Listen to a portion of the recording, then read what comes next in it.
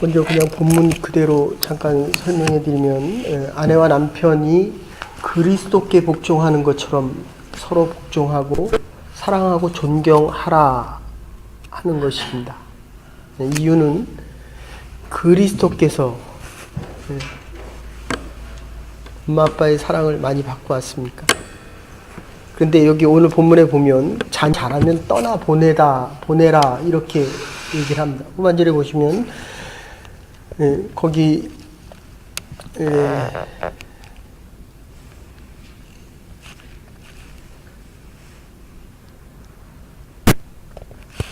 29절에 보시면 누구든지 언제나 자기 육체를 미워하지 않고 오직 양육하고 보호하기를 그리스도께서 교회의 함과 같이 하라. 그리고 그 자녀들을 보내라는 것입니다. 그런데 아내를 얻고 또는 남편을 얻고 나서 이 자녀를 떠나보내야 되는데 자녀들까지도 같이 가지려고 합니다.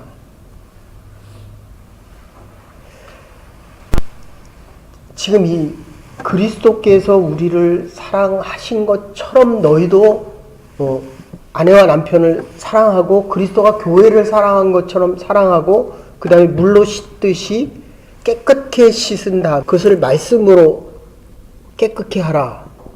성예전적인 선포입니다. 이걸 단순화시키면, 그래서 다음 주에 다시 말씀드리겠지만 6장 1절부터 4절까지 보시면 자녀가 주 안에서 노예에 순종하라.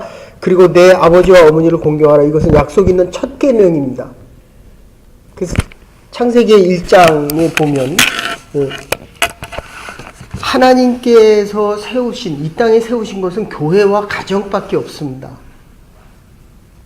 근데 인간들이 거기다 기업과 국가를 세웁니다. 이게 하나님이 원한 게 아니거든요. 그러니까 지금 국가가 지금 어떻습니까? 우리나라 같은 경우는 지금 300배나 잘 삽니다. 1960년대에 비하면 300배나 잘 사는데, 지난주 토요일 날에도 또 택시 운전사가 카풀 택시 때문에, 그 전에도 화염병, 이게 뭡니까? 휘발유를 붓고 그 자살을 했는데, 지난주에도 또 자살을 합니다. 그리고 대통령은 나와서 연두 기자회견을 하면서 전에는 모든 사람들이 나처럼 행복했으면 좋겠다 이러시더니 또 이번에는 또 뭐라고 얘기합니까? 누구나 다 평등하고 공평하게 정의롭게 잘 사는 사회가 되기를 원한다라고 하는데 실제로 54조 원이라는 돈을 갖다가 쏟아 부었는데 57조 원 정도, 1년에 25조 원이란 돈을 갖다 쏟았는데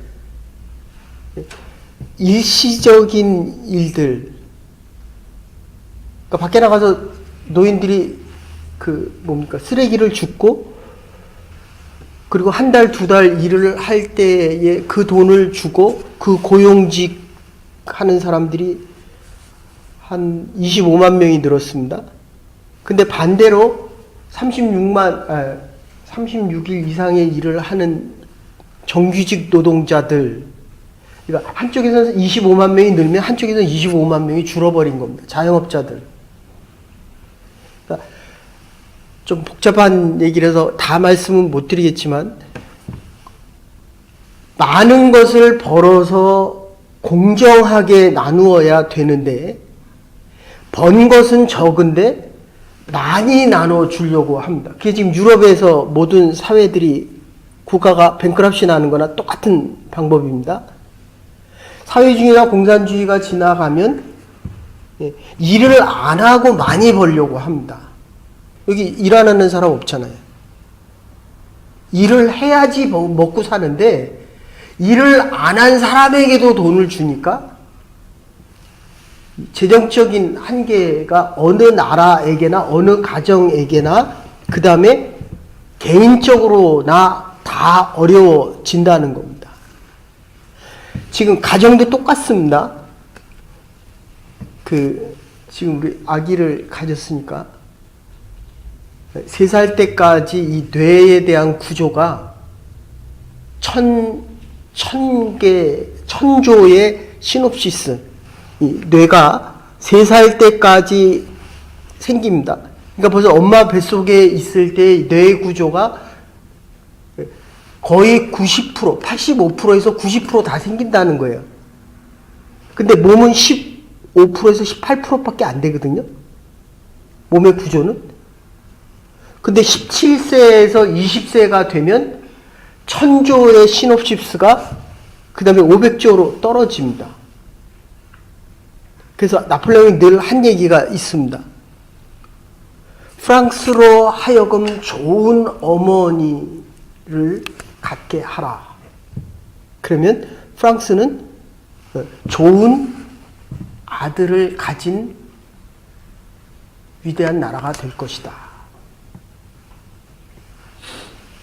길이 없는데도 포드는 자동차를 만듭니다. 그때 길이 나잖아요. 내가 가진 게 없어도 기도할 수 있기 때문에 헨리 포드의 아내는 남편을 위하여 기도합니다. 그러니까 남편이 길이 없는데도 자동차를 만들고 나니까 길이 납니다. 그래서 탈무드에서 얘기하는 겁니다. 오른손으로 성경에 야단을 치면 왼손으로는 안아주라는 거예요. 그러니까 엄마가 안아줍니까? 잘했다 그럽니까? 근데 아빠는 야단치죠. 그 나이에 뭐하고 있느냐고 야단칩니다. 교회로 보면 그래서 은혜와 율법이 늘 같이 갑니다. 그래서 구약에는 율법이 강하다고 한다면 신약에 와서는 사랑으로 품는 하나님의 복음과 은혜가 훨씬 강합니다.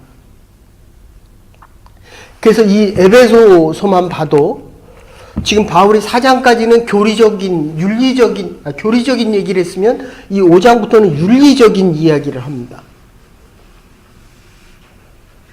그러니까 실제로 그리스도인의 가정이 이렇게 살아가라는 겁니다. 그것이 아내는 남편에게 순종하고 율법입니다. 그리고 아내를 남편은 사랑하기를 그리스도가 교회를 사랑한 것처럼 사랑하라는 겁니다. 이게 하나님의 법의 통치의 가장 중요한 하나님께서 이 땅에 세운 가정에 대한 축복을 이야기합니다. 그런데 이 축복은 하나님께서 약속하신 3가지입니다. 하나는 성례전적인 교회를 통하여 하나님의 법을 배워가라는 겁니다. 법이 없으면 자유방종합니다. 방종을 합니다. 근데 또 하나가 나오는 게 허무입니다. 내가 왜 살아? 아무리 내가 신앙생활을 빼고는 어쩌면 교회에서조차도 삶을 살아가면 살아갈수록 혼자예요. 제가 옛날에 이런 생각 안 했는데 요새는 혼자 사는 것도 괜찮겠다. 근데 하나님은 그렇게 얘기 안 한다는 거예요. 이게 중요합니다. 혼밥족이 얼마나 많아집니까? 홀로 사는 사람들이 얼마나 많아집니까? 그러나 성경은 그렇게 얘기 안 한다는 거예요. 하나님의 명령. 그래서 유대인들에게 나이가 들면 랍비들이 이렇게 이야기합니다. 너는 어찌하여 창조주의 명령을 거역하려고 하느냐? 결혼을 안 하는 것도 죄라는 겁니다.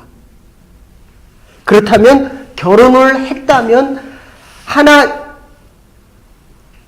그리스도가 우리를 위해 십자가에 달려 돌아가신 그 사랑으로 서로 사랑하라는 겁니다. 아내와 남편이 서로 사랑하고 조금 더 나가면 우리의 자녀들이 물로 깨끗이 씻음을 받는 것처럼 하나님의 말씀으로 우리의 영혼과 삶을 깨끗게 해야 하나님의 이 많은 복을 받을 수 있는데 이 결혼이라는 의미는 그릇이라는 겁니다. 그릇. 하나님의 축복을 받을 수 있는 그릇이라는 겁니다.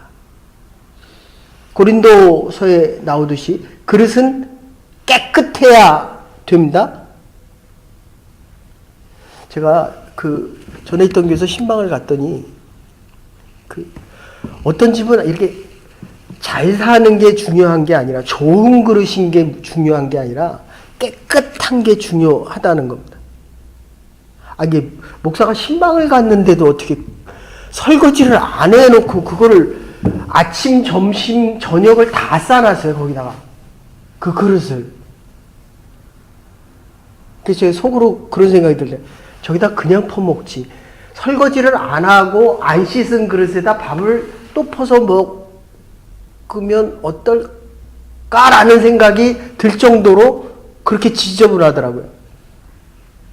그러니까 여러분들, 이게 하나님이 우리를 보시기에는 하나님이 주신 거기 때문에 잘 사냐 못 사냐, 얼마나 많은 권세를 가지고 살아, 이거 안 본다는 거예요.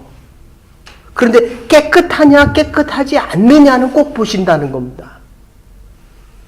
하나님의 복을 받을 수 있는 그릇이냐 아니냐, 그릇이 아예 없으면 못 받잖아요. 예? 근데 요새 결혼을 안 하려고 하는 게, 물론 못 살아서 안 하지만 옛날에 비하면 얼마나 300배 이상을 잘 살거든요. 그러니까 내 기준으로 못 산다는 겁니다. 근데 하나님 기준으로는 그만하면 살만하다는 거거든요. 우리 바꾸는 사람은 없잖아요. 제가 28년 전 여기 와서 목회할 때, 그때는 물론 여기도 한 명 있긴 있더라고요. 하루에 한 끼를 먹었대나. 근데 그때만 해도 식빵 하나 그 1불 주고 사가지고 그거를 이틀인가 3일 먹고 그리고 오더라고요. 저희 집에 왔을 때 밥을 6개월 만에 처음 먹는데요. 그런데 어쨌든 결혼을 안 하려고 하는 가장 주된 이유는 이기적인 겁니다. 그래서 모유를 안 먹이잖아요. 안 먹여서 뭐가 많이 생깁니까? 유방암이 많이 걸리잖아요. 그리스도께서 나를 위해 십자가에 달려 돌아가셨기 때문에 내가 이것 때문에 영원한 생명을 얻고 지금 하나님의 주신 이 가정 속에서 복을 누려갈 수 있다라는 이 사실을 제대로 알면, 그죠? 내가 당신을 사랑할 만하잖아요. 그죠?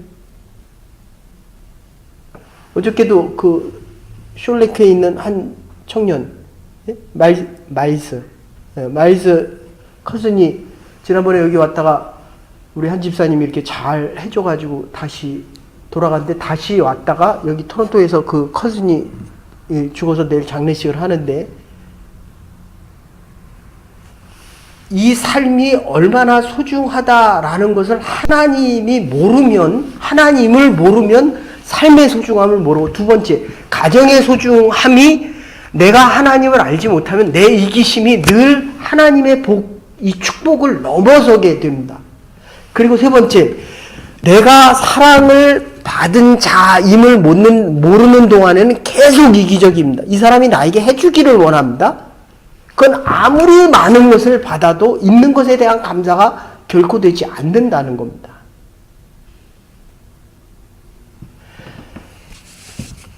앞에서부터 하나하나 정리하면, 그래서 가정은 창조의 원리이며 축복의 그릇이라는 것입니다.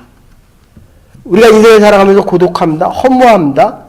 그렇기 때문에 방종을 합니다. 자유가 아닙니다. 내 마음대로 사는 겁니다. 그죠? 내 마음대로 이만큼 살아봤잖아요. 그죠? 별일 없잖아요.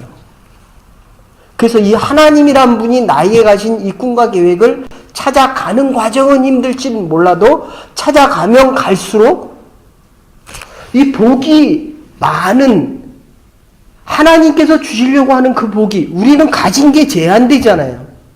그 줄 수 있는 한계가 있잖아요. 돈이 없으니까 우리는 기도할 수 있잖아요, 대신. 한마디의 따뜻한 말을 할 수 있잖아요. 여기 와서 외롭게 살다가 그 친구에게 가서, 물론 세상을 떠났지만, 그 가족들이 왔을 때 한번 위로해 줄 수 있잖아요. 그런데 그게 가정에서, 그러니까 마틴 루터 아버지가 얼마나 그 율법적이고 험한 사람이었는데 하도 때리니까 마틴 루터가 원했던 말은 겁니다. 하나님 아버지가 아니라 하나님 어머니시여. 이게 말이 되더라고요, 이게. 제가 아이를 키워봐도 그렇습니다. 잘하고 못한 것에 대한 쪽에 평가가 더 먼저 돼요. 근데 엄마는 못해도 그냥 먼저 품거든요. 근데 이 두 개가 함께 하지 않으면 복이 복되지 못한다는 겁니다. 그래서 아까도 말씀드렸지만 유대인들 그 500, 미국에 한 300만 있고 전체 해서 다 1200만 돼도 그들이 잘 사는 이유는 그들은 아버지와 어머니보다도 하나님이 그들의 자기 아버지와 어머니의 아버지임을, 유대민족의 아버지임을, 이건 이스라엘도 똑같습니다. 하나님이 아버지임을 가르친다는 거예요. 복이 하나님으로부터 온다는 것을 가르친다는 겁니다. 서로 사이에 해보십시오. 주면 줄수록 더 달라고 합니다. 직장에서 잘 보잖아요. 애들 잘해주면 잘해줄수록 더 와서 묻습니다. 더 달라고 합니다. 그런데 줄 게 없으니까 자꾸 짜증을 냅니다. 화를 냅니다. 내가 힘에 겨우니까 화를 내거든요. 목회자도 똑같습니다, 여러분들. 성도들에게 하나님 그리스도의 마음을 전하면 전할수록 사랑을 더 필요로 합니다. 그러면 그 한계는 어디서 결정납니까? 하나님이 주시는 능력만큼 내가 더 줄 수 있는데 내 그릇이 안 되면 줄 수 있는 게 없다는 거예요. 그죠? 한국에 가봤자 새알에 새 것 없죠? 처음에는 반가웠는데 한 달, 두 달 지나보세요. 결국 그 모든 축복은 내 생의 축복도 하나님이 주시는 거고 가정에 대한 축복도 하나님이 주시는 거고 더 중요한 거는 내 자녀들을 위하여 살아가는 것이 이게 엄마와 아버지거든요. 근데 자녀들에게 주는 그 줄 수 있는 것도 제일 많이 해줄 수 있는 게 결국 금전적인 거더라고요. 그런데 뒤집어서 보면 그게 많을수록 하나님의 축복은 줄어든다는 겁니다. 이게 참 이상하죠. 근데 아이들을 키워보면 아이들에게 달라고 하면 것을 주면 줄수록 그 아이는 그것은 가지고 많이 누릴 수 있을지 몰라도 부모가 자식에게 재벌 자식에게 돈을 많이 주면 많이 줄수록 신문지상에 제일 많이 드러나서 자기 멋대로 하고 이기적으로 하고 자기만을 아는 게 누굽니까? 많이 가진 사람들이에요. 그 다음에 또 정치하는 사람들은 어떻습니까? 권력을 가진 건 지 자식들은 아무데나 다 갖다 끼웁니다. 우리나라 대통령의 자식들 치고 참 괜찮다라는 것이 우리 일반적인 평으로 나는 게 별로 없잖아요. 돈 아니면 권력 때문에 그렇습니다. 그런데 우리는 그거 정도는 안 돼도 그래도 우리는 하나님을 알고 하나님이 주시는 것 때문에 사람의 소중함을 그래도 알고 살아가잖아요. 어쨌든 이 가정에 대한 축복, 하나님의 천지창조에 대한 너희 둘이 혼자 사는 게 외로워 보인다. 네? 하나님께서 아브라함을 보고 그러는 거예요. 아담을 보고 그러시는 겁니다. 그래서 하와를 주시는 겁니다. 그리고 이게 혼자 살면 자기 부족함을 모릅니다. 자기 있는 것도 몰라요. 그래서 결혼 전에는 나만을 위해서 이 사람이 헌신할 것처럼 사랑하는 것처럼 하더니 같이 살면 이제는 뭐라고 얘기합니까? 내가 너를 이해한다라고 하지 않고 네가 나를 좀 이해해달라. 이게 살면 살수록 길어질수록 시간이 길어질수록 자기가 원하는 걸 더 달라고 하는 거예요. 그게 어린 아이 때부터 시작되는 겁니다. 신앙생활을 해가면 해갈수록 우리 함께 속으로 해보세요. 이제 리더들에게 요구하는 거는 더 달라고 합니다. 주면 줄수록 더 달라고 합니다. 그러니까 거기서부터 이제 선을 긋습니다. 고만 와. 여기까지야. 그리고 물질로 주고도 고만 와. 그러면 거기서 멈추는 사람이 있지만 거기서 더 가는 사람이 있습니다. 이건 하나님의 절대적인 은혜입니다. 가정도 똑같습니다. 아내와 남편도 똑같습니다. 달라고 할 때 다 주면 줄수록 나는 속이 비거든요. 힘들거든요. 아프거든요. 그러니까 둘 중에 하나예요. 하나님이 채우시면 이게 넘치고 가는 거고 하나님이 안 채우시면 거기서 멈추는 거고. 그런데 문제는 그게 내 자식에게는 이어져야 됩니다. 있는 거를 주거든요. 그게 하나님의 그리스도의 사랑이기를 간절히 소원합니다. 그래서 함께 하시고 우리의 가정을 축복하시고 우리의 가정을 통하여 하나님이 역사하기를 원하신다는 겁니다. 그래서 우리가 이 하나님의 축복의 그릇, 이 가정, 교회를 가지지 않고는 복을 받을 수 없는데 좋은 그릇과 깨끗한 그릇 하나님께서 우리에게 주시기를 원하는 것입니다. 그래서 예수님께서도 이렇게 이야기합니다. 내가 만나와 메추라기를 통해서 그리고 오병이어의 기적을 통해서 내가 빵이다. 요한복음에 보면 빵이다. 그리고 물이다. 이렇게 이야기하십니다. 요한복음 4장 14절에 예수께서 내가 주는 물을 먹는 자는 영원히 목마르지 아니하리라. 이거 성례전적인 의미를 이야기하는데 우리가 아침에 물을 그리고 하루 종일 1.5리터에서 2리터는 먹어야 됩니다. 그러니까 저는 요새 그런 생각을 참 많이 합니다. 하나님의 말씀 안 듣고도 사는 사람들은 과연 어떻게 살까? 그런 생각을 참 많이 합니다. 우리는 들어도 목마르거든요. 그러니까 운동을 하는 사람은 물을 계속 먹어야 되잖아요.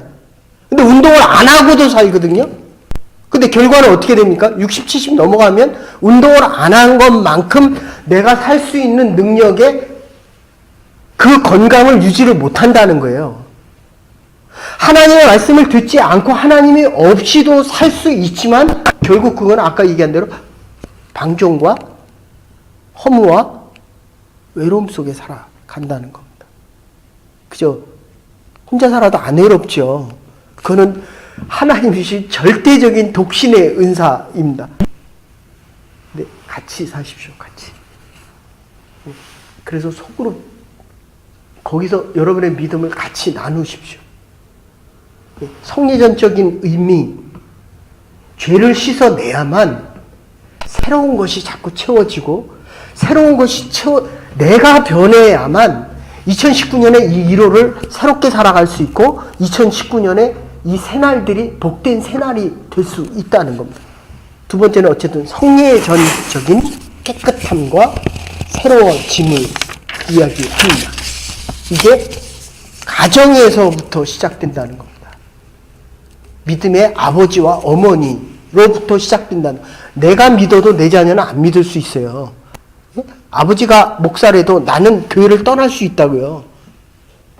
제가 목사래도 제 새끼는 교회 안 나올 수 있다고요.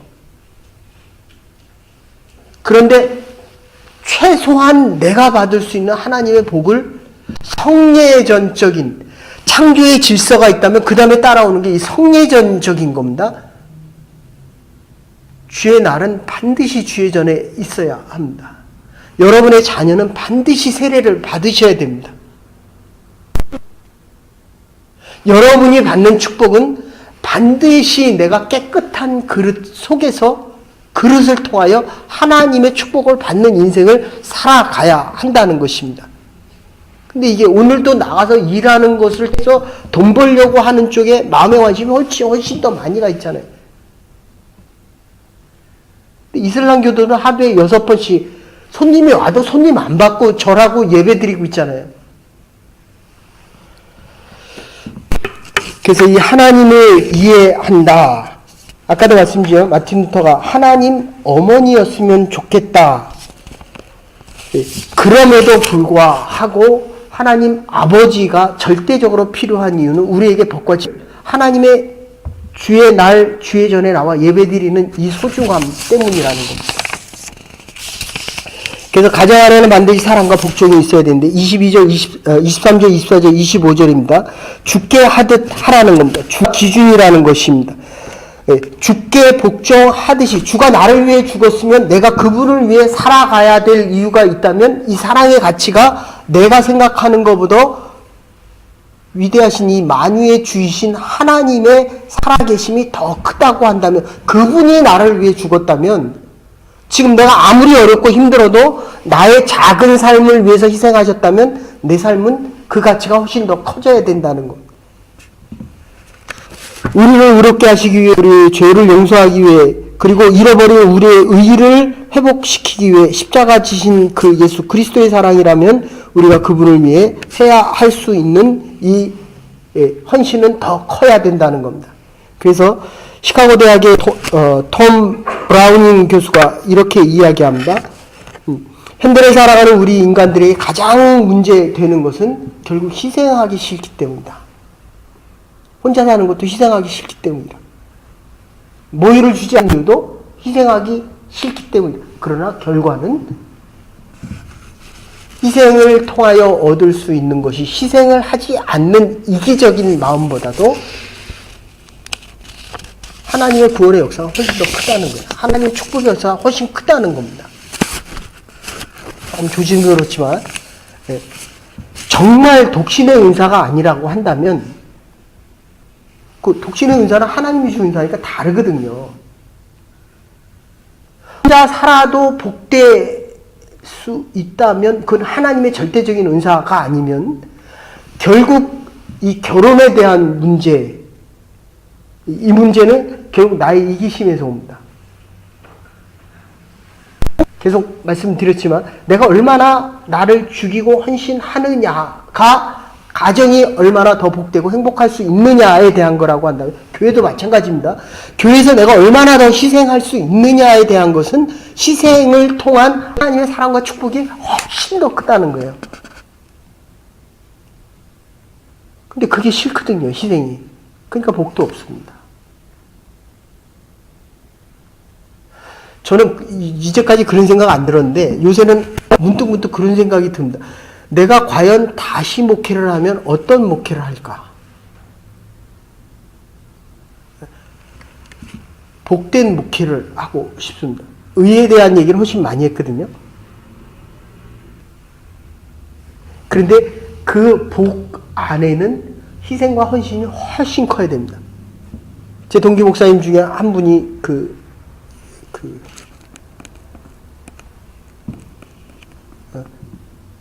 최일도 목사님이라고 바포 공동체라고 있거든요.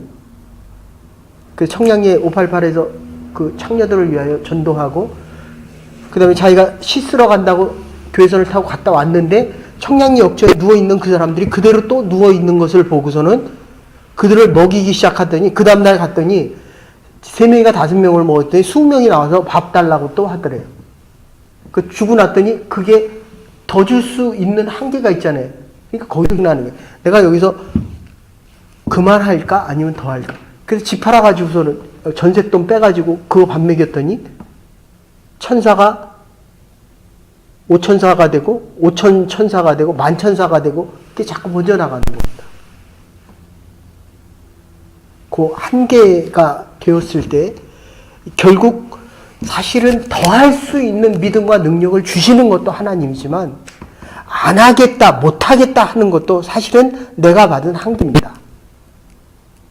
그런데 목회자이기 때문에 그것을 넘어서기를 원하는 그 소원과 마음이 있습니다. 희생을 통한 기쁨, 그렇잖아요. 이번에도 선교 갔다 온 친구들이 밤잠 안 자고 먹을 거 안 먹고 옛날에는 그것도 모자르다고 하더니 그 돈 가지고 와서 선교 갔다 오더니 이제 거기 가겠대요. 가는지 안 가는지를 두고 봐야 되겠지만 하나님이 얼마나 큰 은혜를 베풀어 주는지는 그게 절대적인 하나님의 은혜라니까요. 그런데 거기서 이거 내 희생 때문에 내가 이렇게 갈 수 있었어 하면 그 한계는 늘 못 넘어서게 된다는 거. 피아야에서 그냥 이렇게 정리합니다. 복종하라, 사랑하라, 주께 하듯 하라. 주께서 당신 자신을 주신 것 같이 참 사랑의 의미를 알라고 얘기합니다. 26절에 물로 씻어 말씀으로 깨끗게 하고 아인슈타인의 상대성 원리에서 아인슈타인 아내에게 기자가 물어봅니다. 당신은 상대성 원리에 대해서 얼마나 알고 계십니까? 네? 결혼은 그런 거예요. 나는 하나도 모릅니다. 하나도.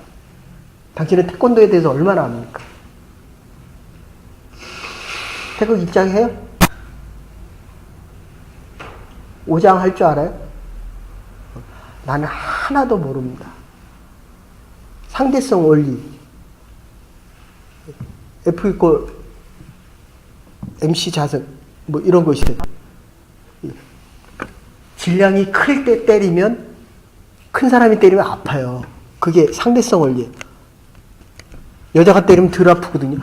그런데 나는 상대성 원리에 대해서 하나도 모릅니다. 그런다 내가 아는 거는 내 가슴이 뜨거워서 아내를 사랑하면, 남편을 사랑하면 남편도 뜨거운 마음으로 나를 사랑합니다. 그죠? 내가 힘들어도 남편을 사랑하면 남편도 뜨거운 마음으로 나를 사랑해 줍니다. 상대적으로. 여러분이, 저와 여러분들이 하나님을, 그러니까 주께서 교회를 사랑한 같이 우리가 교회를 사랑하면 하나님의 사랑 때문에 내가 뜨거워지는 거예요. 그 힘으로 살아가는 겁니다. 저 사람이 나를 어떻게 하고 어떻게 생각했는지가 중요한 게 아니라 내가 얼마나 받은 사랑과 구원의 감사와 기쁨 속에 살아갈 수 있느냐. 이 감사 속에 살아가게 된다는 것입니다. 결론적으로 요한일서에 이렇게 이야기합니다. 사랑하는 자마다 하나님께로 나서 하나님을 아느니라. 이거보다 더 큰 축복이 우리에게 없다는 것입니다. 하나님을 아는 것 때문에 하나님의 사랑을 알게 되고 하나님 사랑 안에서 살아가기 때문에 하나님을 조금씩 알아갈 수 있는 이 2019년의 한 해와 우리에게 주신 이 자녀를 사랑함으로, 나이 들면 자식밖에 없는 거예요. 네? 지금은 내가 더 울지만 조금 더 지나보세요. 엄마 아빠가 더 우는 거예요. 이 자식된 축복 때문에 하나님을 알아가고 하나님을 알아가는 것 때문에 우리 가정의 자녀들을 하나님의 마음으로 사랑할 때에 그리스도의 이 축복이 얼마나 위대하고 이 생명의 위대함을 아는 가정의 축복의 그릇이 돼야 됩니다. 이거는 성리전적인 예배와 하나님의 말씀을 통하지 않고는 물로 깨끗게 하고 하나님의 말씀으로 깨끗게 하지 않고는 하나님의 축복을 다 감당할 수 없기 때문입니다. 2019년 한 해 동안에 하나님께서 주신 이 축복, 성리전적인 의미 속에서 하나님의 사랑 때문에 살아갈 수 있는 저와 여러분과 복된 가정과 하나님의 교회가 될 수 있기를 주의 이름으로 축원합니다. 이제는 교회월이 되신 우리 주 예수 그리스도의 극진하신 은혜와 하나님의 무한하신 사랑과 성령의 감화 감동 교통하심이 사랑하는 자마다 하나님께로 나서 하나님의 사랑을 아느니라. 우리의 복된 가정과 허락하신 하나님의 교회와 허락하신 날들 위에 이제로부터 영원토록 함께 하시옵기를 축원하옵나이다. 아멘. 오늘도 하나님의 축복 안에 살아갈 수 있는 믿음의 가정들과 하나님의 교회가 될 수 있기를 간절히 소원합니다.